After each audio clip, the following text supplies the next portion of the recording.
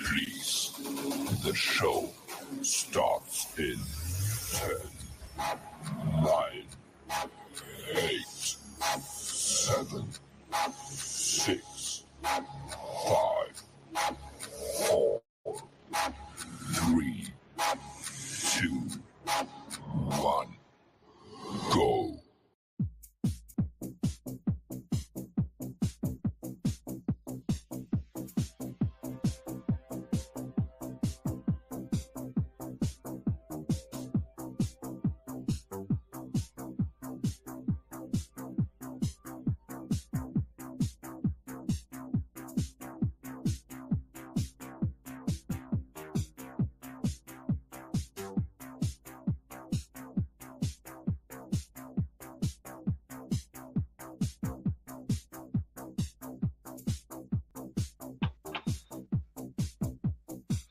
Ladies and gentlemen, boys and girls, welcome to the XFL Show. I am one of your hosts, Dirty, and I shall bring in my partner in crime as always on a Thursday night.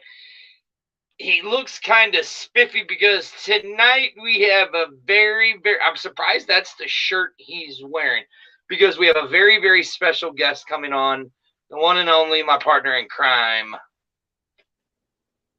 What's up, buddy? What's up, man? What's up, pal? How you doing, I'm man? doing. Hey, we have a very special show tonight. We have KALIAS. How do you say KALIAS? I knew you was gonna mess it up. I knew it. How do you say his name? It's KALIAS Robertson. KALIAS Robinson. He went to Alabama A&M, Arlington's former alma mater, a historic black HBCU. And Arlington, we have talked about this plenty of times on this show about the historic black colleges and how the XFL is a perfect place for these young men. But it's funny, Arlington, let me ask you this, because I was actually talking to a fan about this earlier today. And we were talking about the HBCUs, correct? Is what we were talking about, being this fan. And, well, Tim, we are at home, and we have the Hall of Fame games playing in the background. Yeah, you won't know it, but yeah. Right, yeah. You won't know it, but we do have them playing in the background. We'd much rather do a show about the XFL for you guys than watch that game live as it goes on, but that's here or there.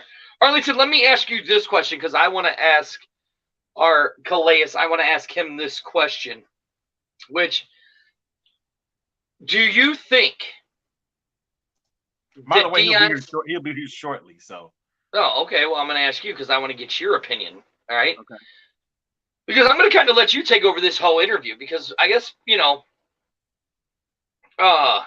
I guess what people don't realize is it's actually going to be a very big deal, because this is going to be one of the first times where we have a young prospective athlete from an HBCU being interviewed by, as we are called, basement dweller media. You went to an HBCU, so I mean, like, you don't see that often, where you see two people from your alumni that talk to each other on a level like this. Because, I mean, I've talked to you about it. You tell me, are HBCUs, I know you guys all play at different, go to different colleges, but you guys are like an alumni. Explain why that is, why all the HBCs alum are kind of consider themselves alumni to each other. I mean, I look at it like this. Everybody's an alumni from a college if you went to it. If you went to college, you're an alumni. If you're in high school, you're an alumni. But I think it's a community. I think is what you're trying to get at is even though we talk smack about different HBCUs that especially play in the same conference as Alabama A&M or have played them at a different point in time, and do not bring them in yet. Please do not. I won't. I'm not. I see him. I'm not bringing him in yet. He's here.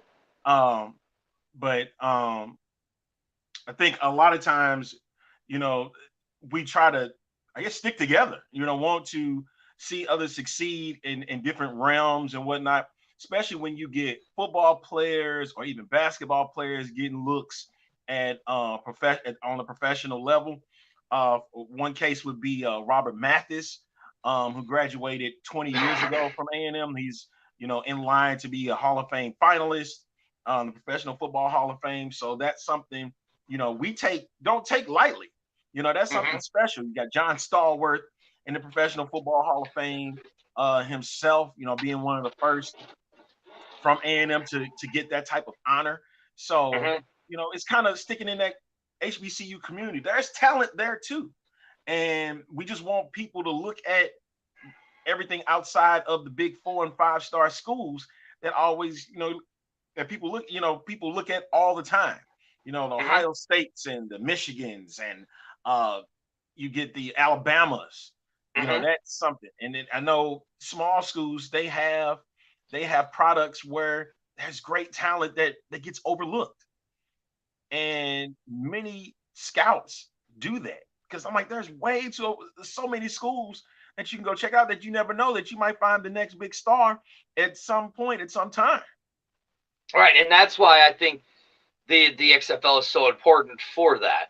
And I see him in there, I see him in the background. And now the one thing I want to ask you this is, we've talked about Deion Sanders. Privately, we've talked about Deion Sanders and what he meant to Jackson State. And I was talking to this fan, and to be honest, Arlington, the fan looked like me, right?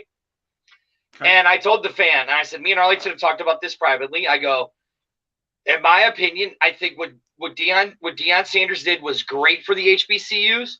But what I also think he did is that he hurt the HBCUs, because he left for the money when he could have actually built something, brought more names, brought more attention to the HBCUs, because he got people that look like me, Arlington, to pay attention to the HBCUs. College programs were before.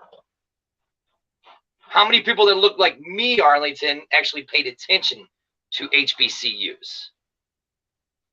So my question to you is, do you think Deion hurt the HBCUs, or did you think he did good for the HBCUs? You didn't think you were going to get interviewed, did you? I didn't even realize that that's where we were headed. See, and we were going to talk about that, but Dirty decided to interview me instead. I know, I had to. I think at this rate, my opinion with that is, Deion, if you say you're going to be a part of it, then be a part of it. You laid the groundwork. You didn't really lay the groundwork. You gave it more exposure. That's what you did. You gave it a whole lot more exposure. Even though they had a deal with ESPN, it got magnified a bit more. What ESPN was getting, and ESPN2 was getting involved with it. It wasn't just a stream that you were watching. You were getting it on a major network. You were getting the Celebration Bowl, which already had some exposure, but now you magnified it more, where more people were tuning into it and wanting people to do so. But my thing was, many of us looked at Deion Sanders like he was a savior for the HBCUs, and he really wasn't. It just was with him. He's a big name. It did bring over big names into, especially into the conference, the Southwest Athletic Conference. It brought in Eddie George. It brought in, I'm trying to think, Hugh Jackson came in from the NFL. So you're bringing in these names, and I'm not going to sit here and dismiss Cornell Maynor. Cornell Maynor was a quarterback. You know what I mean? And he was Jamie Foxx's stunt double in the movie Any Given Sunday. So that's a cool thing that you never know what you can get out of HBCUs. And so that is the cool thing about that, is that Deion helped get them some recognition. But if you say you're gonna be a part of it, be a part of it. Don't go out for the money. But that's what he really wanted. He wanted something else. So he needed a stepping stone. He needed people to see, hey, I'm a great coach, so I can help build your program if need be. All right, well, let's bring our guest in, because you look like you're bored. Before I do that, you look like you're bored. Look at this. The Queen's happy. Abram Smith is going to the news. See, look. See, how do you say his name again, Arlington? Because I'm going to butcher it. KALIAS Robertson. KALIAS Robertson, look at him. He's laughing at you because you're getting on your goddamn soapbox, Arlington. No, Jesus, I'm not I just getting on wanted no to ask you a soapbox. simple Right. question, and you had to go on a 15-minute rant about it. Jesus, man, what is this? You shouldn't have did it. Well, I mean, what is this? Should we? Okay, hurry up. Let's get our guest in because I don't want to bore the man to death. The news. Hey, we got 42 players from the XFL getting NFL contracts. The latest being Battlehawks linebacker Mike. What was his last name? Well, look, the most important one right here, Abram Smith going to the Vikings. Yeah, I got that. Being reunited with his man Jordan Ta'amu. I knew Amanda was going. I love that. That was the one I was going to save. There's our man, the Rig Rockers, right there. Yes. That was the one I was saving for the show today because I'm like, when I found out about that, I was like, oh, she's gonna be thrilled. But Mike Rose signing with the Steelers. You know, he comes from the Battlehawks, right? And of course, we talk about Abram Smith going to the Vikings. So that's going to be big. Hopefully he gets a lot of time now that Dalvin Cook is no longer a part of the group. And you see it down at the bottom. There are 4 players that the Atlanta Falcons all signed the contracts. That means the defensive lineman Matthew Gotel and Kavion Patton, both from the Brahmas and Guardians, respectively. The offensive lineman Michael Manet with the Sea Dragons and Vegas. Arlington, Mr. Robinson there. Mr. Robertson's about ready to fall asleep because you just keep rambling on.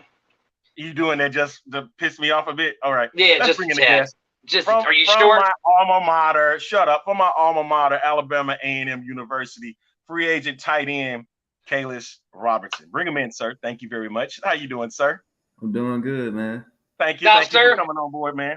I'm going to apologize. My co-host over here that's right above you, he's all excited because he's getting to talk to somebody from his alma mater. I'm going to apologize. I will butcher your name about 100 times during this interview, so I'm not going to lie to you. I don't know how to read or write very well, so I will butcher your name, and I just want to apologize right now to you because you tight ends are some very tall and wide, berthy men that would just flatten this old 47-year-old man. That's all I'm saying. Just apologize. KALIAS, long live thy fame. How you doing today, man? I'm doing good, man. How about you? You are just fresh off. I'm good myself. You just fresh off the XFL Combine on it's been a couple weeks now, right? Last week or so? Yeah, about a week. And so about a week ago. Yeah, and so you made some noise. You made some noise at the Combine. What was that experience like for you? Well, it was the first XFL Combine pretty much ever. So I was just appreciated and just was glad to be there, man. I was there like you said, with other big schools, man. You had different guys from everywhere all over the country, man. So just me being there, man, it's just very exciting, man. So I was like, I had to just make sure I brought my A game.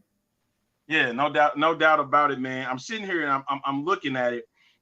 Some of the stats that they put out for the XFL Combine, and you were the highest when it came to the skilled players in peak power. You also the highest strength percentile, 86. I'm like, wow. And then pound for pound power, you were the highest at that with 52.84.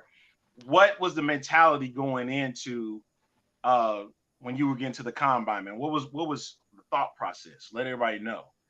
To be honest, man, I was out for vengeance, man, because around this time last year when the XFL first came back, in 2020, I was got called in with a workout with Coach Moss with the Los Angeles Wildcats, and he has plans to sign me. I went through a little workout, and like on the last little route, man, I kind of tore my Achilles, man. So it was like I was like right there, man, right there. I would have been already in the XFL.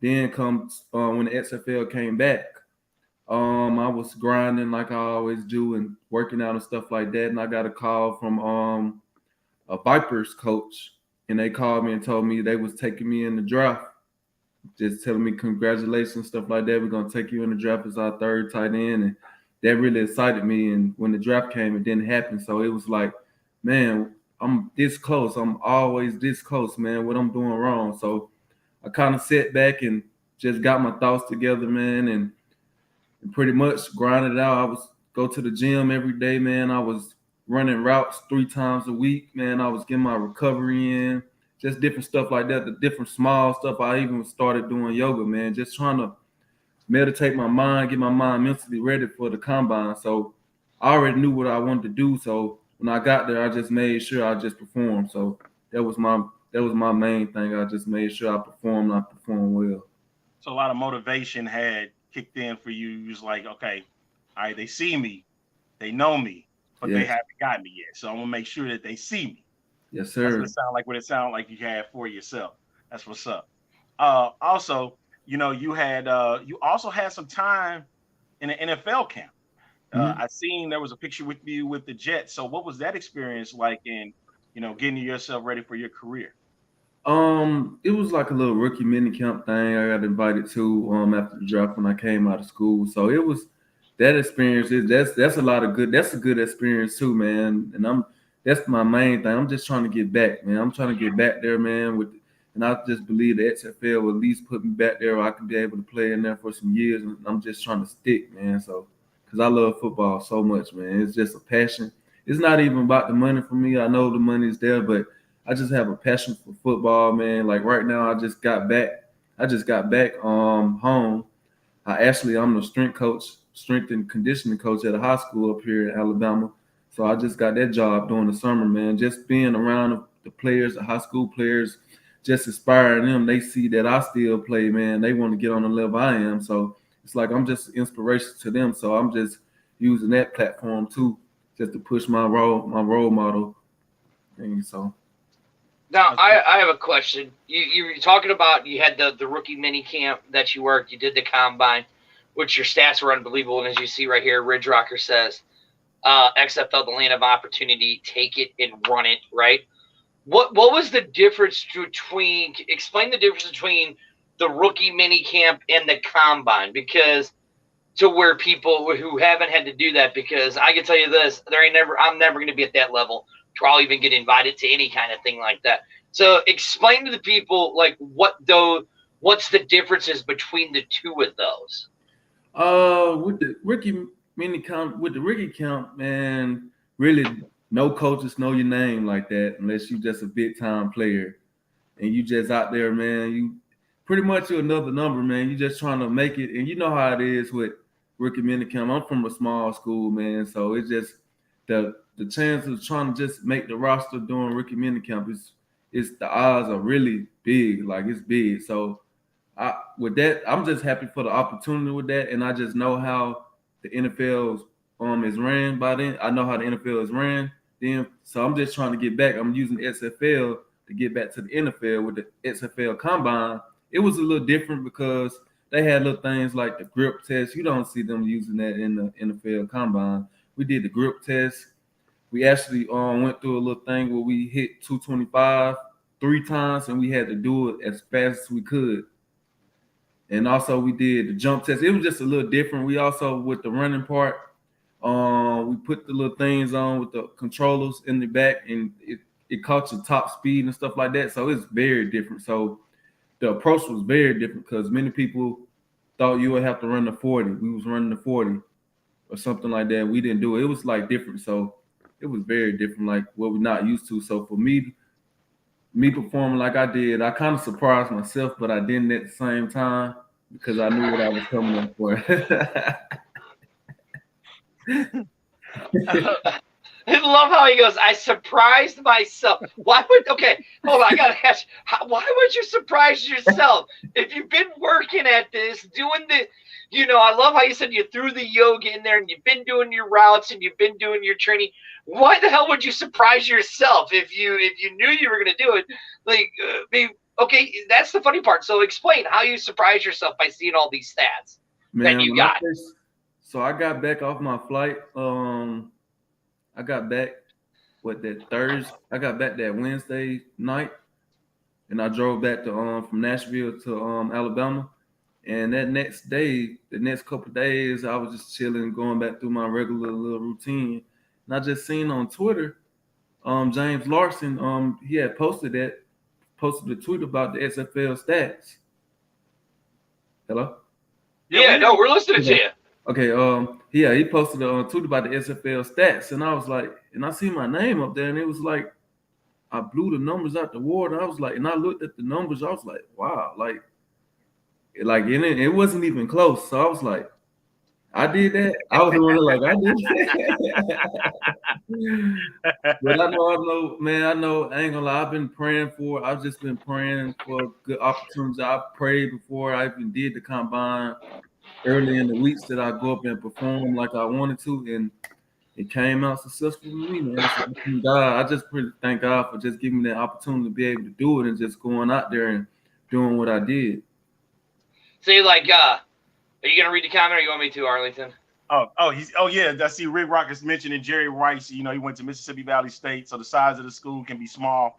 It's about the size of your heart that matters. And and them seeing how much skill you really have. Like, because a lot of times these coaches will just overlook you because you're not a name. And I'm like, y'all miss out on talent. Missing out on talent so much, man. And it drives me crazy that teams, professional teams, will see talent but don't really go after the talent. Yeah. You see it out there. You see the work that's put in, and you know they don't go after it. So that that really messes with me, because I'm rooting for the underdog to make it work. In this particular realm. And as Rick Rocker says here, play with that big heart, and it's yours. So I think that's how you would look at things. I see you got your XFL towel. Is that a towel around you right now? Yeah, it's a towel. Yeah. So we talking with KALIAS Robertson right now. He's a free agent tight end that just recently was at the XFL Combine here on the X-Fan Show. I want to show you this particular picture, and I want to know, what knowledge did you receive from this individual? This is the chairwoman, Danny Garcia, right? You see that in front of you? Yes, sir. Yes, sir. I see it. Yeah. So what? Look at hold on, Arlington. Look at the size of that dude's guns. did you charge Danny? Did you charge her tickets to the gun show? I mean, like, were you in the Rock? Like, were you in the Rock over there, like, comparing guns and stuff? I'm like, Jesus, man. And that photo was taken. That photo, I met Danny back in last year at the HBCU combine we had in Jackson State. Okay. So yeah. Mm-hmm. Did you get a chance to get acquainted with her again when you seen her in when I seen her, they had the tight ends go last. So it was a 2-day thing. So that Wednesday morning, we went last. So she was kind of had a lot of people around her. So, and we was going on the field getting ready to run routes when I was able to see her, but I didn't get a chance to talk to her though. So okay. Did you ever meet up with The Rock when you were at the HBCU Combine last year? I think he had ended up leaving early when he had spoke to us. Come on, together. Yeah, he left early, so it was like, I can't even talk to her. But I had got a chance to talk to her, chop it up with her, and she was just like, keep going, just giving me a little motivational stuff, man. Keep going, and we're gonna be watching you. So yeah, so it was great, man. That's good. And I got to talk to you about your career at Alabama A&M University. What was that experience like for you, man? Being on the yard, being on the hill, being able to be a bulldog for, like, you didn't fall down on the hill, did you? Oh no, man. With me, man, on the hill, it was a good experience for me, because my major, I was mechanical engineering, so, and plus I played football, so it was like, hey, you got sports, you got football, so it was all about time management. So I make sure I go to practice, go to study hall, and pretty much it was just with engineering, man. It was like I was always in the engineering building, man, late nights. And with football, it was early mornings. Yeah. Football, it was early mornings. We practiced at 5:30 in the morning. So it was like, hey, I got to make sure I'm up for football. I got to make sure I make it to class on time. And as my coach, my tight end coach I had was Andy Fuller. He played at Auburn. He played at Auburn, back in Auburn. And he can validate for me, man. I never had a problem with my grades and stuff like that. I was like actually one of the leaders on my team. So I just did the little things, man, to make sure I was an example of a good bulldog, man. So you probably played with the last couple of years with them. How was it playing with head coach Cornell Maynard? I didn't get a chance when I was leaving out, that was when that came. Yeah, I had James. That's when you came up before you came in. Okay. Yeah, luckily, Sounds like I wish I would have it had. had to be something, huh? I wish I would have had 1 year with man, at least 1 year, man. I would have. Yeah. We every time I pass Maynard and his staff ways, man, they always say, oh, we wish we would have had 1 year with you, man. So how like you playing in an HBCU environment? You know, a lot of times it don't get a lot of attention, but what was that for you? Like, did it matter to you about the attention, or was it more like, you know what, I'm just here to play football? With me, it didn't really matter. It didn't matter at the time. Like right now, they're getting a lot of attention now. But back when I was playing, it didn't really matter. We didn't get that much. I mean, we played the big schools. We played Auburn, we played Georgia Tech, Vanderbilt, Cincinnati, schools like that. But we didn't get that much attention. But with me, it was like, make sure I do my job. And I ball out, they'll come see me. That's one thing I learned. You ball out, they're gonna come see you. And as I learned that, different teams would come. We had almost every team from the NFL come and talk to me. I talked to at least almost every team during the season. Wow.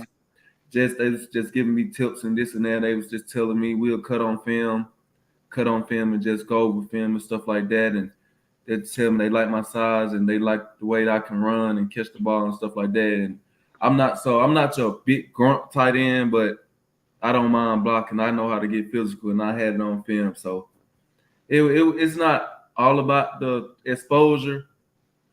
It's not all about the exposure. If you can ball, they'll come see you. That's one thing I learned. So that's good to know. So I have a question. As you're sitting backstage while I asked Arlington this question. You have guys like me, guys that look like me, never really paid attention much to the HBCUs. You know what I'm saying? Mm-hmm. And then you have Deion Sanders come to Jackson State and brings more of a national attention to it, where it got guys that like me paying attention to the HBCU football, right? Mm-hmm. And I do want to ask you this question because we have a question from a fan. So and I asked Arlington, you heard what he said. Hopefully your answer is not long-winded like Arlington's 15 minutes, which I doubt it will be, because you seem to be short and sweet and get to the point. But whatever. How do you feel with Deion Sanders? Like, do you feel Deion Sanders did good for the HBCU alum, or do you think he hurt it? Like, what's your take as an alumni of the HBCU? My perspective on that situation, I feel like he could have stayed a little bit longer. Man. Just, you know what I'm saying? Instead of just staying there a couple, how long you stay? 2 years? 3 years? 3, 4. 3, 4 years. I mean, he opened with that situation, man. He kind of opened it up for the HBCUs, giving them more exposure as they did. And man, you know how coaches are, man. Money is everything, man. Money is everything, man. So I feel like he did enough. Man. Because he opened the door for other coaches. Like you got Coach Maynard, you got the Grambling coach, Tennessee State coach, Eddie George. Yeah, he opened the door for other coaches too, man. And also I feel like he opened the door nationwide for HBCUs, because now a lot of games are being played on ESPN and ESPN2 instead of ESPNU or ESPN3. So I feel like he opened the door a little bit. Arlington, did you notice? Arlington. Yes. You know what my favorite HBCU college is, right, Arlington? Yeah. You like to talk about the team in Louisiana. Yeah. Did you notice what team he mentioned, Arlington? Do you know which team he mentioned down there? Grambling State, baby. Grambling State is the one that he mentioned. Come on, man. Hey, listen, I got a bunch of A&M foes watching this show tonight. And you sat there. I'm going to get a lot of hell for this. Trying to get you guys in trouble. Look, the two Alabama A&M guys, and then you got the one saying you love. He's Grambling State. I'm going to get hell. Dirty's always stirring the pot. Always We're gonna get hell for this one. You know that, right? You two are going to be kicked out of your alumni. No, so here's a question. I got two real quick questions over here from the fans. So Mike goes, do you consider yourself more of a wide receiver, tight end, or an H? I could say I'm an H because Okay. I'm a hybrid. I'm a hybrid guy. So like I said, I can block. I can block like a tight end, but I can run routes like a receiver. I got speed, and I can run routes like a receiver. So I'm a pretty much like a H-back type of guy. There you go. And then this one, hello, Sandy. This one here, and I actually like this one. He goes, in your opinion, how critical is the XFL to the HBCUs as a bridge to the NFL? Oh, it's very critical. It's very critical because I feel like the XFL, it gives HBCU players a chance to perform on the top level platform, not as the NFL, but right up under the NFL. So I feel like it's very critical because if you were able to get into the XFL, you ball out, man. They don't have no excuse. No excuses why you can't play in the NFL because you showed them, you got film, and you can show them that you can do it on that level. So I feel like the XFL is very critical towards the bridge towards the NFL. So okay. So there was another question down at the bottom, right there. Oh, okay. I figured you were going to ask your question first, or talk about something that I don't know about Alabama A&M. I figured you were going to have a love fest. Okay. I figured you were going to have a love fest with it. Here you go. I definitely will get to that. It says playing tight end. Who would you compare yourself to, or a hybrid player? Who would you see yourself compared to? I usually every day I always got on football on my TV, man. Every day, man. Whether it's on YouTube, old games, college, NFL highlights. And I kind of compare myself to Delaney Walker. I actually thank you, Jesus. Thank you, Jesus. Sweet baby Jesus. He didn't say that he didn't draft Kelsey. I actually used to talk to him a little bit over Instagram, man, just getting little tips from him and stuff like that, and just asking him just to elevate my game. And yeah, me and him about the same size, man. So I just use his game. I used to watch what he do on TV and stuff like that, and just compare it to my game and try to put my game into it. So yeah, I would say Delaney Walker. So I asked you before the show if you've been, if you watched any XFL games. So I got to ask you here. Somebody just asked, which team is your favorite XFL team? Look, I'm going to help you out, buddy. Before you answer this question, shut up. Don't let Arlington try to trap you. Don't let Arlington try to trap you. I'm not trapping you. I'm not saying anything. Your answer is all of them. All of them. That should be your real answer. Don't let Arlington try to trap you. Yeah. But no. I'm saying no. This ain't about him wanting to get on a team. He had to watch the XFL to see, which one that seemed good for him. This past season, I'm not gonna lie. This past season, I ain't gonna lie to y'all, man. Them DC defenders, man, they was turned all season, man. They was turned all season. Exactly. So I'm like, I ain't saying that's where he should go, but I'm like, I know he watched and he paid attention. So it's always good to hear which one was the one that he paid attention to. So that's pretty good to see. Last year, the team you would have played for would have been DC. Okay? But if you had a team as a fan, with being in Alabama, you're only a few hours from, a certain city where I'm at. You're a little further away from a city where he's at over there, Look at you making your pitch. You making your pitch right now. if as a fan, not as a player, you said DC because you have Mike here that said the DC Defenders just sent their whole offense to the NFL. So good answer. Just about. Yes, they did. You basically did. But as a fan, because I know you watched some games, as a fan, who was your favorite team as a fan of the XFL of 2023? It was DC, man. Oh!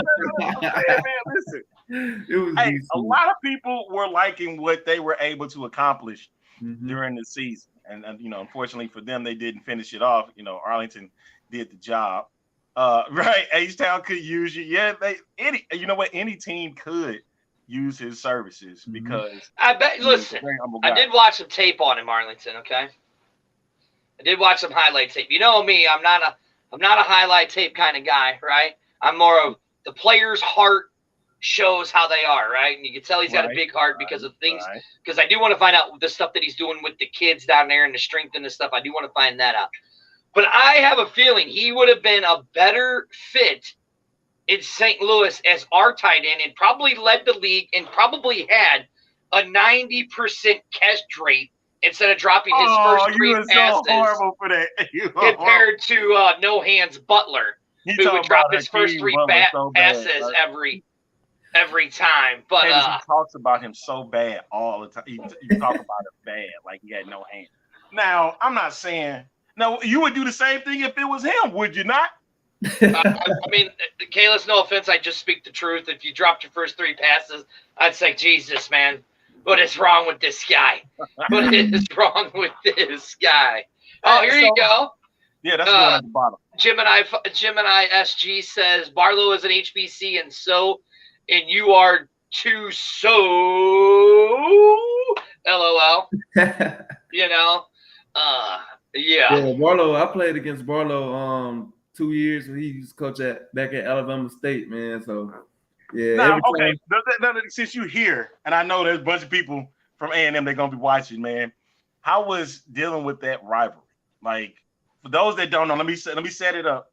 State versus A&M, Magic City Classic, biggest classic on the planet. Birmingham is set on fire. Literally, they are when this game goes down at the end of October, Halloween, whatever the last weekend is. It's set on fire. What was that rivalry like for you, being a part of that? Like, did they get you set up? Did you ever go to the games beforehand? What was that like? The crazy thing, I'd never been to the class before I went to college.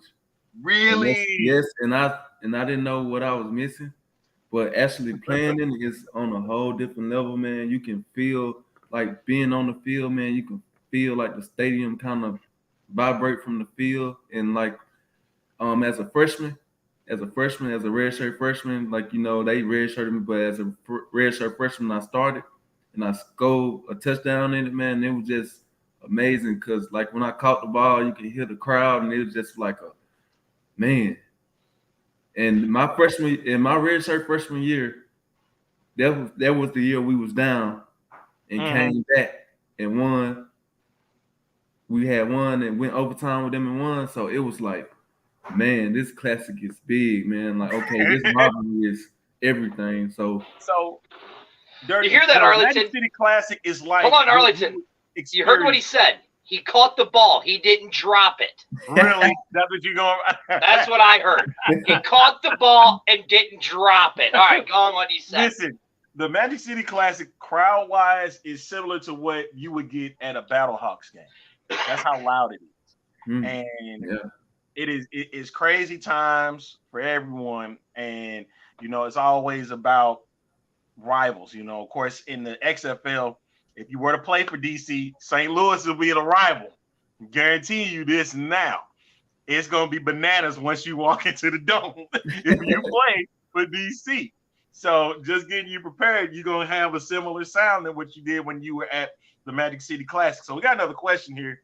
I said, what was your best 40 time? Like, did you keep that type of stat? What was that for you?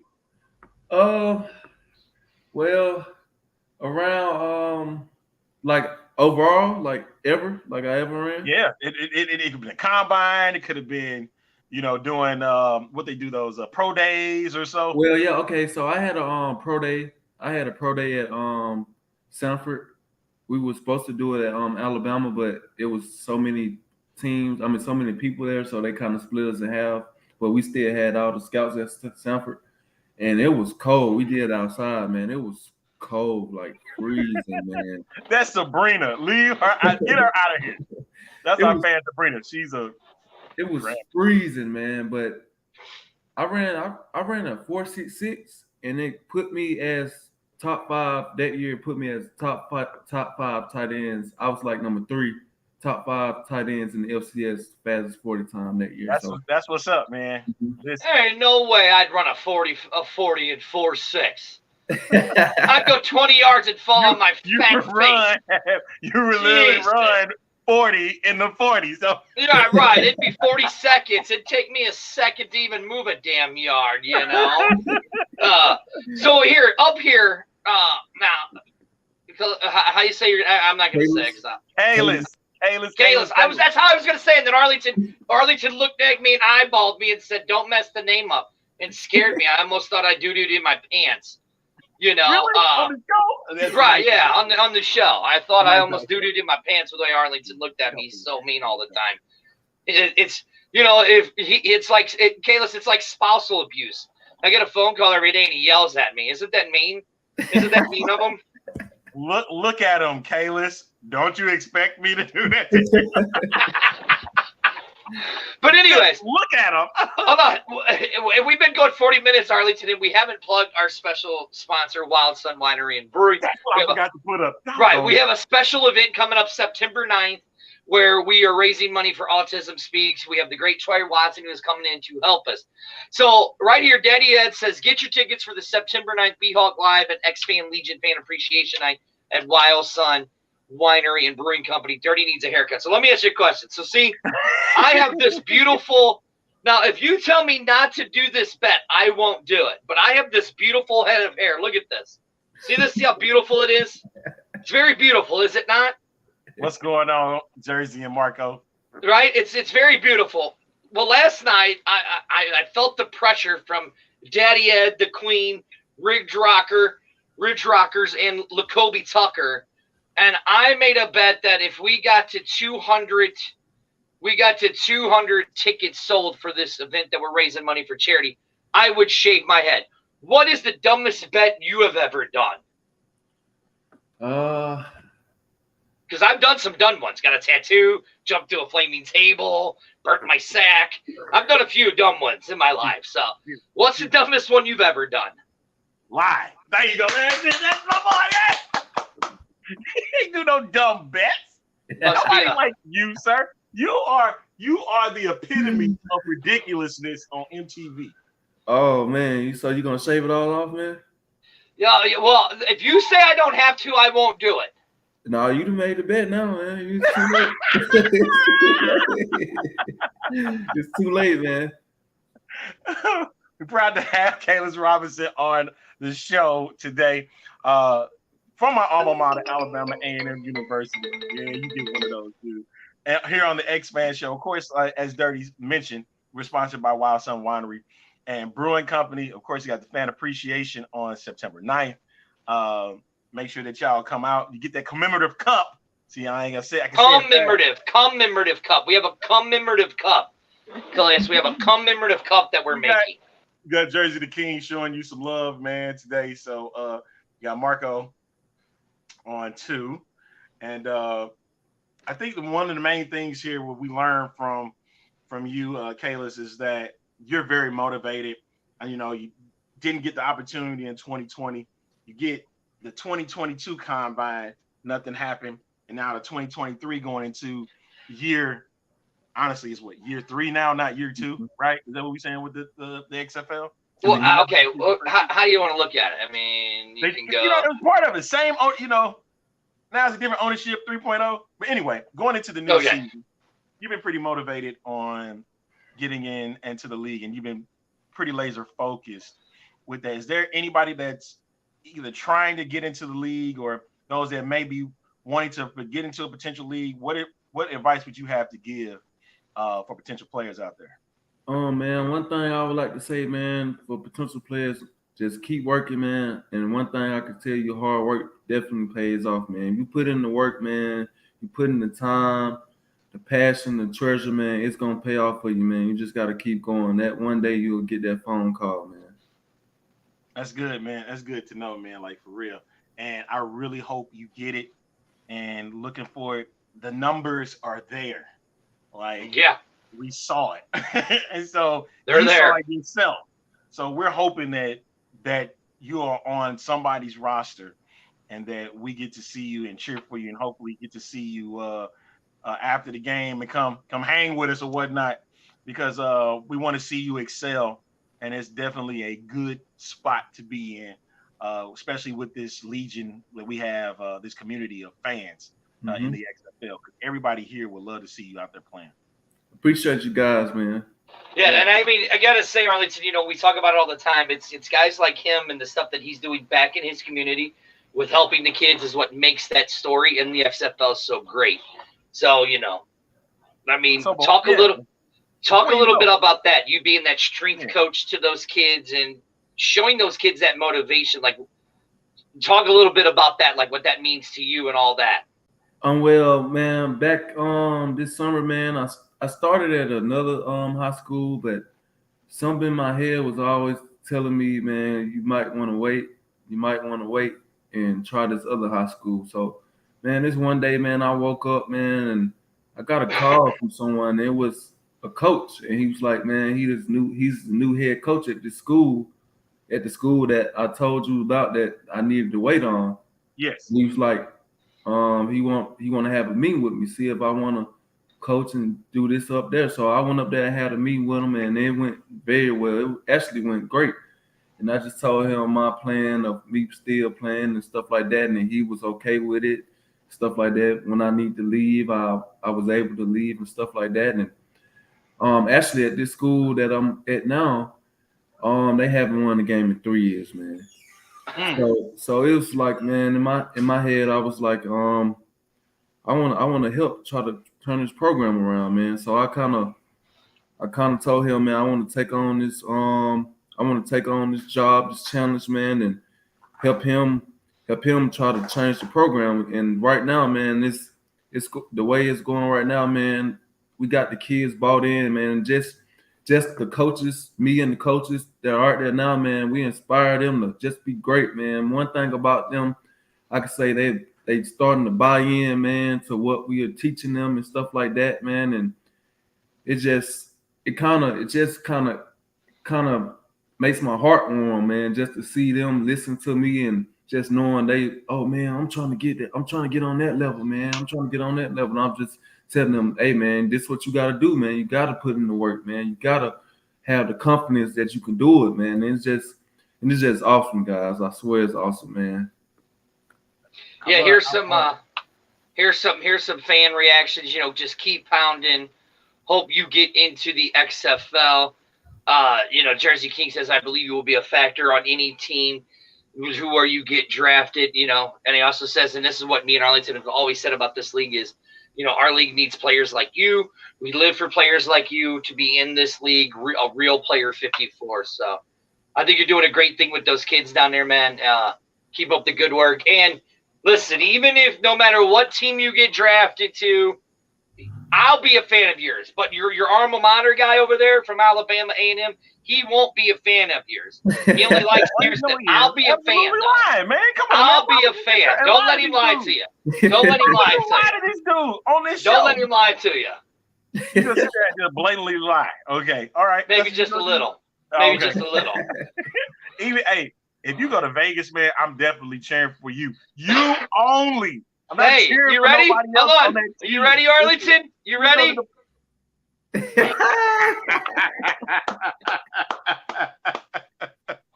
Hey, listen to me. This is great having you on here, man, and talking a bit about your story and where you are now and what's probably lies ahead for you is getting you into the XFL, man. We want to see you there. And you got a bulldog here for life, man. I'm here. I'm here for you, man. I'm rooting for you. So don't let this goon sit here and tell you. Whoa. KALIAS, did you hear what he said? He said, if you don't go to Vegas, I won't root for you. That's now he's backpedaling. You didn't get that? Now he's backpedaling. He goes, you got a bulldog for life. I'll root for you. But if you go to Vegas, I won't root for you. No, I said I will root for you. Nobody else on Vegas. Just you. See how that works? Backpedaling. No, I ain't backpedal. I said that. I know what I said. KALIAS, man. No, there you go. KALIAS, you must have seen this show before, haven't you? You've seen this show before. Yeah. KALIAS has seen it. So, okay. Hey, that warms my heart. that you see the foolishness that comes on this show. Okay. Well, you can see how relaxed he is. Look how relaxed he is on here. Yeah, he's leaning back and everything, man. He's like, these two idiots. You got to talk to these two idiots for the I ain't know 49 minutes. This dude, but this is what I have to deal with on a weekly basis. I see, man. I see. Listen here, Arlington, there's no need to be mean. No need. KALIAS, here's what I'm going to say. KALIAS, you did it again. God dog, a little dirty. Listen, I'm only 8 years old, damn it. So that's it. Leave me alone. I'm a little kid. I can barely read. But look, don't let Arlington backpedal on you. He said that he wouldn't root for you if you went to the Vegas Vipers. I'm all about the Vegas Vipers. Little Dirty's back again. Little Dirty's back again. You had to get him going, didn't you, Arlington? No, you I had never to get the did little that. brat going. Jesus. Hey, I apologize, sir. I apologize. We're gonna have to work. We're gonna develop that character. I guarantee you. Hey, but KALIAS, best of luck, best of health to you, man, in going in the future. And I see nothing but the best for you, man. You know, yep, you guys, the Legion got your back, man. Yep, the X-Fan Legion's got your back, bro. I appreciate Before you guys so much, man. Tell everybody where they can find you on social media, man. My Twitter page is 84 on Go, and my Instagram page is just KALIAS Robertson, man. I hope you guys have a good night, man. Hey, KALIAS, you have an open door policy to this show. Yes, sir. Don't let Arlington lie to you, even though he said he backpedaled on you and then he wouldn't root for you if you went to the Vegas Vipers. So don't let you have an open door policy anytime you want to come on this show. Wow. Thank you guys, man. Wow. Okay. KALIAS, have a great night, man. We hope to see you around again, man. Don't be a stranger. Yes, sir. Y'all too, man. All right, man. As he slings on the Gatorade. He slings it. Oh, I hope to see him in the league, man. He's great. I love his spirit. I love his tenacity. And you know, here's the thing that I've noticed over, especially with this group of XFL guys that we've talked to, right? Mm-hmm. And that we've reached out to, the humbleness of them. Yeah. Like him, how humble he was. Lacobe, how humble Lacobe was. All those guys that we met at the showcases, Arlington, on how humble they were. You know, Arlington, we've talked a lot in this privately, right? So I'm just gonna get a little bit of you gonna speak about a little bit what we talked about privately? That's what you're doing? Yeah, well, I mean, we've talked about a lot of things privately. I mean, I've grown very fond of the man that's sitting right there. That's my brother. You know, well, hold on now. But, you know, like we talked about this stuff. We talked about a lot of things. And we talk about this younger generation of kids, right? Yeah. How they see different than guys that are our generations, right? Mm-hmm. We don't always agree with, but the one thing that we've noticed with these younger kids, and we saw it with guys like KALIAS, guys like Lacobe, guys that we met at the showcase, how humble these kids are. Like, when we were kids, we weren't very humble. When I was a kid, I wasn't very humble. I'm sure when you were a kid, you probably weren't that humble either, right? Not like these. Neither confirm nor deny. Exactly. Not like these kids are today. So it's good to see that this newer generation is starting to see the error of the ways of old bastards like us. Speak for yourself on the old bastard part. Speak for yourself. That's funny that you try to get serious and you still had some freaking way to find some humor within it. I know, right? It's amazing to me. Before we go, I saw on XFL that the Renegades got honored the other day. And look at that. Yeah, the champion Renegades. Okay, first of all, let's look at this, right? Okay. Who's the dude holding the trophy? That is the city mayor of Arlington. But listen, if that's the city mayor of Arlington, I hope he literally went to the bathroom and changed his depends afterwards, or he got that brick out of him. What are you doing? Look, I'm just saying. What are you doing? I'm just saying. Look. Are you serious right now? Listen, Arlington. Oh, no, don't do that. Mayor, put that picture back up. Put the picture back up. I gotta show you something. Come on, 8-year-old Little kids Dirty, know what? this, right? Look, I still have problems when I go to the bathroom. Really? Sometimes I can't make it, and I do it Little with my Dirty, hands. Little Dirty, this is the nighttime show. I'm gonna need you to chill out. Right, I can tell you right now, that Mayor McCheese, right there. Mayor McCheese right there. That's wrong. That is so. Listen, he's got a doo-doo in that chamber of his and in his pants. Like if you notice That right is down wrong. here, look, notice, right underneath there, it's a little bit deep. Guarantee you That's there's a enough, brick Little in there. Dirty. That's enough. That is enough. You're gonna stop ripping on the mayor, man. He didn't do nothing to you. Yeah, exactly. I'm gonna put you in timeout. You okay now? Is Dirty okay? No, you got put in timeout. Hey, send Little Dirty to bed. Little Dirty, this is I past his did. bedtime. I sent him to bed. You had to get him started, dude. Yeah, Come on. It's past his bedtime. So who was there with the Mayor McCheese? Who was there with Mayor McCheese? You say you're asking me that question? Yeah. No, Do you not even know? that is the director. I think it was the director of player personnel for them.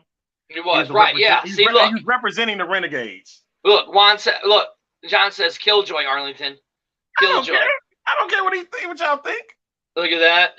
Thanks for the laughs. See? I don't care what y'all think. The mayor is it's funny, he got a wrestling name, Jim Ross. And that was who Mayor McCheese did?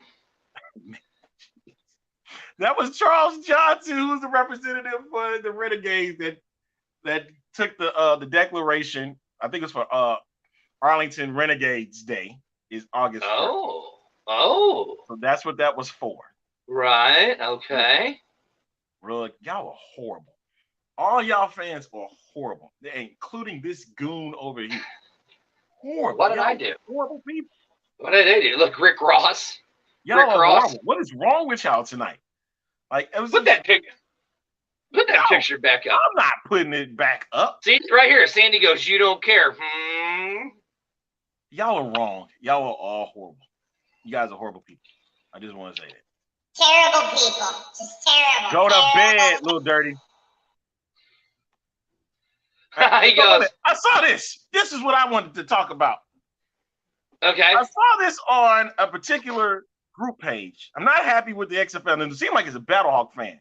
They sold 2 of my seats after I specifically informed informed them, the people who handle season tickets. Whoa! Stop the clock. Put that back up there. He spelled that wrong. Listen, I'm an idiot, but I know suspicious. I can't even say the goddamn word, but I know there needs to be an S before that P. I'm an idiot, but I know that. It's so horrible. Okay, I put just it want to back read up. the rest of it. Okay, I idiot. just couldn't do it early as they want me to. Now I'm the same section but higher up. Not good for someone who has been supporting since day one. These are the fans that we need to get to. Or these are the fans that, yes, that's how you spell it. So, no, he needs to go to, Little Dirty needs to go to bed. That's what that is. That's what that's about. But anyway, I need to know, like, when you have fans that are getting screwed over, like you need to make things right with them and ASAP. Because if they've been down day one, they've been getting tickets, you know, pretty much, I believe you know who's out there that's been buying these tickets. Make sure that you handle them with care because they're paying you money. They want to be there. They want to be there for these games, man. Is Little Dirty back again? No, Little Dirty is not back again. Oh Lord, who we got tonight? Huh? Little Dirty's not back. Let's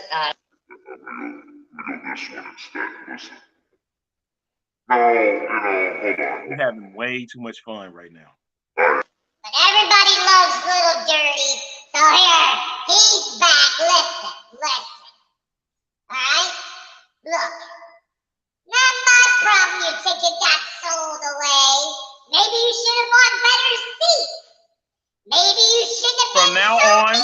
from now on, I'm gonna. Hey, after the show, I'm gonna tell you what to do. I'm gonna tell you what to do from this point on. From now on. Why? I'll tell you. Not now. Usually, you keep the same seats for next season for season ticket members. They want to renew it. That's what they were doing. Oh, here is it dirty and little dusty? Dusty. It Yeah. was Dusty. His It name was is Dusty. It was Dusty, right? Dusty. Have somebody go Satan. Would What's be the best section for Battlehawks games? Depends on where you want to sit. It really depends on where you want to sit. It's not a It's not a bad seat in the house. Wait, what? In the dome? In the dome? It's a bad seat in the dome? Yeah, the entire place is a dump. But you showed up in them games. I think it makes us also put. Yeah, I'm starting to get like Steve Harvey. I don't like it. John goes section 124. It really depends on where you prefer to sit. Some people like the end zones. Some people like the 50-yard line. Some people like the higher levels. It really depends on where you want to sit at in the dome and what you would prefer. 50-yard seat, not near the top, but at the top, fine. Because I get to see the entire field. So, right here, Juan says, I was a season ticket holder in D.C. in 2023, guaranteed placement if I renewed. We don't know. He did not drop the deposit. And I will tell you this. I will tell you this for a fact. I'm not, Jared says, I'm not picky about seats. I'm not into end zone. See, Sandy says 50-yard line. Sandy, I've set it to 50. If you're up higher on the 50, then yes. But if you're down lower, then no, because you're just looking at all the players' backs and stuff. So I will say this. So when we were there in 2020, our seats were great. Our seats were great. It was, but you had to understand where we were. Where a lot of times we were up in a lot of times we would never sit down. No.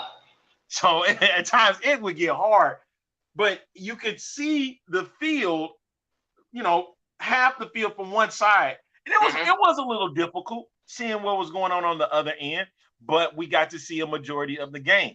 A lot of people like the middle because you get to see the entire field. Mm-hmm.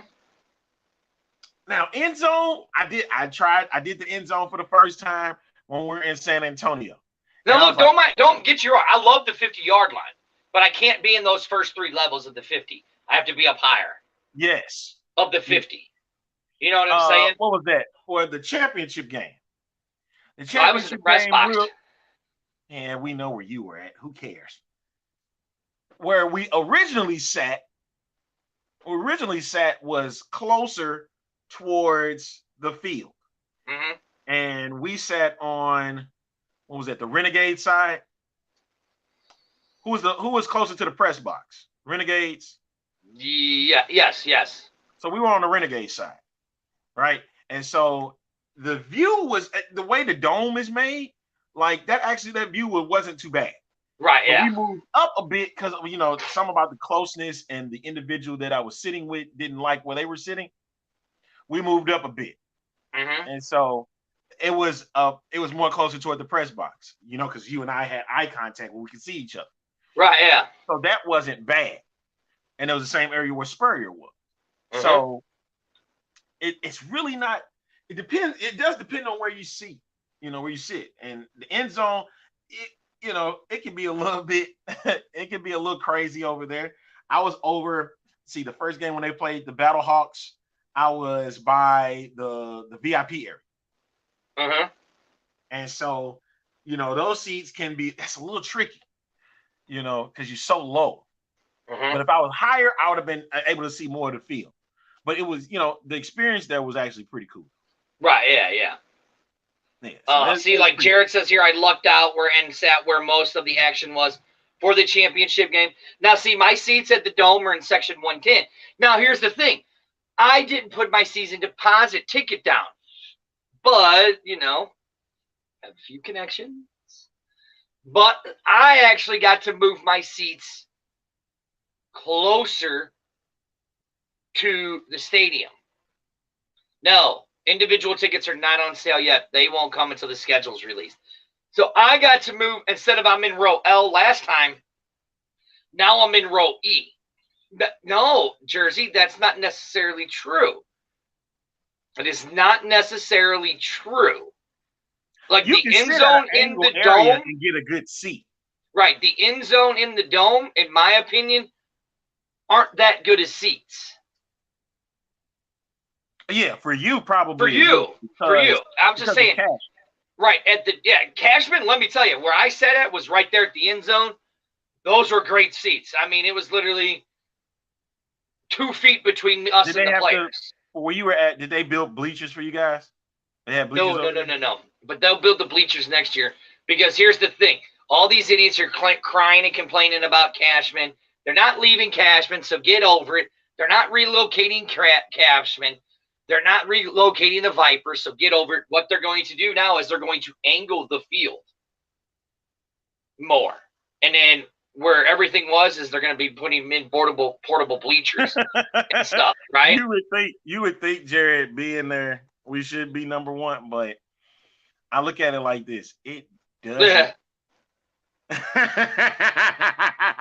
I just got a text message. They weren't happy with what I just said. Huh? I got a text message. Yeah, from who? Somebody that was with me at the championship game. Oh, you got in trouble. I did. That's funny.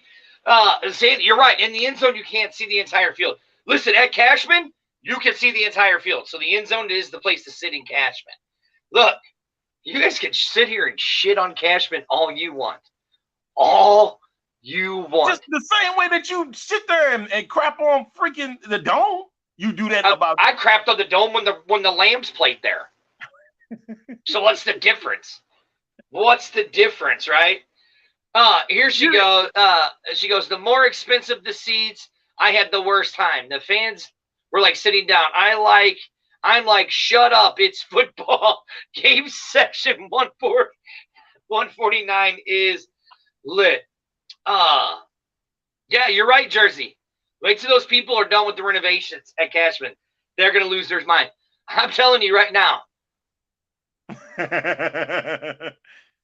I'm telling you right now. I loved Cashman Field. That was the best experience that I had of all the seats. Like in Seattle, it was cool. I'd never been to Seattle. I sat in the end zone. That was cool.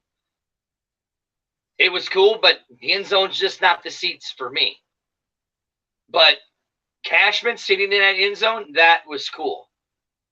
You know? So, yeah. So, I mean, it just really depends on what you like, you know? Exactly. That's how it is. But I'm hoping the best for this guy that has, you know. Wait, what? I said I hope the best for the guy that went and got his tickets. Got his tickets straight now. Well, listen. Maybe you should have put your deposit down and quit being a cheap bastard. Why are you That's doing all I'm saying. Huh? Why are you doing that? What do you mean? Oh, no, I'm just saying. Maybe you should have put your deposit down. You might have gotten your seats. Look. Who cares? You know, when you come, what is this? When you guys coming out to DC, we got to do that. Now, when I was, look, so when the Hyena and Daddy Ed went to DC, right? Yeah. I was supposed to go to DC, but I got sick. Okay. Yeah. And we were supposed to sit in the beer snake section, right? But I was told, you don't want to be a Battle Hawk fan in the beer snake section. But I think an exception would have been made, though. I think maybe for us because Daddy Ed and Amanda got recognized a lot by the DC fans, and apparently the DC fans love us. I don't know why. They just do. But I will tell you, yeah, I mean, and Amanda and Daddy Ed said that Defenders game was some of the most fun they've had, you know. I mean, I would love to sit in the beer snake section. That would be for sure. I would love to. Field for 2024, man. Right. So yeah. So I mean, we have some things in the works of doing some different things with the X-Fan Legion and the B-Hawk Live. You know, make sure you go and check out all of our X-Fan Legion shows. I gotta run down the list. No, we ain't gotta run down the list, but you know, it's a long one. It's a long list. It's getting longer. It keeps growing every day. it keeps growing every day, you know. Hey, shout out to Jersey the King. He showed us some love, man, on his show today, the Fang Gang Nation podcast. You tune in 2:00 on the West on YouTube. So make sure you go to the Gridiron podcast YouTube channel. And make sure you check that out. Fang Gang Nation. If you in for Vipers, you definitely can tune in each and every week on Thursday at 2:00 on the East. John, when you come to St. Louis, man, hit us up on Messenger. Hit us up on Messenger, and we'll definitely meet up with you. Our X-Fan show DMs are open. Wow, pervert. You want people to just slide into our DMs like that? I didn't say that. I said that's exactly what you just said. Slide. I didn't say nothing about sliding. None of that. Just slide into my DMs, Arlington. Really, that's what you're doing? Yeah, I'm sitting there watching slide right in. This crap show that they call the Hall of Fame game. Yeah, I know, right? Hey, but football's back, baby. Football is back. That's right. Football's back. Well, hey, thank you, Jersey. We appreciate that. Listen, guys. Again, I'm gonna say it again. How underwhelming was the August 1st? Mike, was it really underwhelming? Maybe for season ticket holders for 2023, was it underwhelming? Because I don't know. I mean, as I was going through and looking at the different cities, right? It didn't seem to be too bad of an announcement on August 1st that a lot of people who didn't have season tickets, a lot of season tickets got them. New season ticket member holders. They're taking your spots is what they're doing. Right, they're taking your spots like Marvin, whatever his name, got mad because somebody took his spots. They taking your spots. That's what's right. going on. The spots are getting taken. But here's the thing. He mentioned something about ESPN and ABC. You have to remember. You got to remember ABC is going to have you're going to have the NBA, you're going to have college basketball, they're going to have first dibs on their networks. Right. Even the NHL will get first dibs. ESPN. Mike, I get it. Chris, I get it. Mike, I get it for being the guys from the beginning. I get it why it would be meat to you guys, right? I 100% go back and listen to Tuesday's show. We talk all about it on Tuesday's show. But see, here's the thing you guys missed completely. When everybody thinks that we're conspiracy or thinks I'm a conspiracy theorist, right? Or they think I'm a conspiracy theorist, right? No, you're an idiot is what you I'm just an idiot. They dropped some Easter eggs in that thing. They dropped some Easter eggs. So go back and watch it. Potentially, where could the championship game be next season? Yeah, I mean, we did talk about that. There's going to be more games on ABC. I mean, and good. It's not. It's not more network. Listen, games. You can expect it all you want. There's no expectation. It's going to happen because of how well they did. So, you can expect. You can say you expect it all you want, but Mom says Dirty looks like he needs to shave. I just shaved just the other day. Right. I know that's what they're supposed to do. Get way out in front, for the second season. And that's the thing. I think they are working hard at getting everything better than the first season was. They wanted to make sure the first season got out of the way. Mm-hmm. They did. They got all the games, with all 40 games were played, and they were all very respectable. You know what I mean? Yeah, there you go. Ooh, that's one hell of a panel. I guarantee you. Ooh. Do you can have room for all of that? That's a hell of a panel, man. Yeah, that's gonna be. Those are the next crew. I need to get them horns for it, guys. That's gonna be a big one. I need the other Jason in the mix.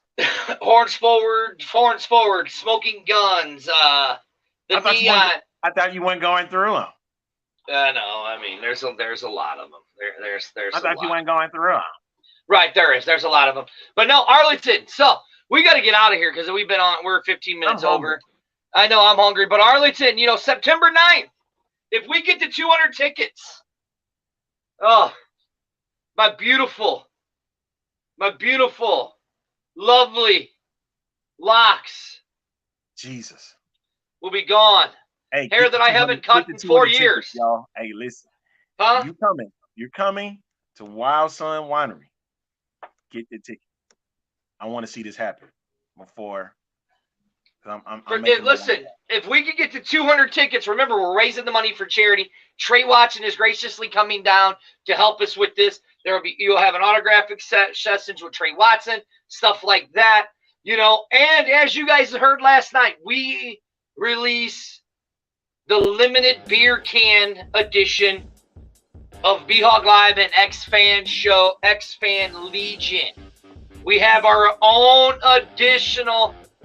limited edition can that will be released September 9th. You get your commemorative glass. Go to eventbrite.com, search X-Fan Legion, and B-Hog Live Fan Appreciation. Get your tickets. We'll have other stuff. Arlington, anything else dirty? Yes, happy National IPA Day. If you check out Wild Sun Winery live stream. Hey, we'll do it again if we have to. Hey, y'all looked at him get a tattoo back in 2020. There you go. Thank you. Go. Eventbrite, X-Fan Show, B-Hog Live, Fan Appreciation. Go get your tickets. The proceeds are going to Autism Speaks, so please go do it. We're going to have raffles, stuff like that. And you'll be the first to taste the B-Hog Live. X-Fan Legion out of the limited edition can. You will be the first to see it. Arlington, I'm done. I love you, pal. I love you, buddy. Good night, sir. Love you. Bye, Arlington. I'll see you later. Did you kiss me? Ooh. I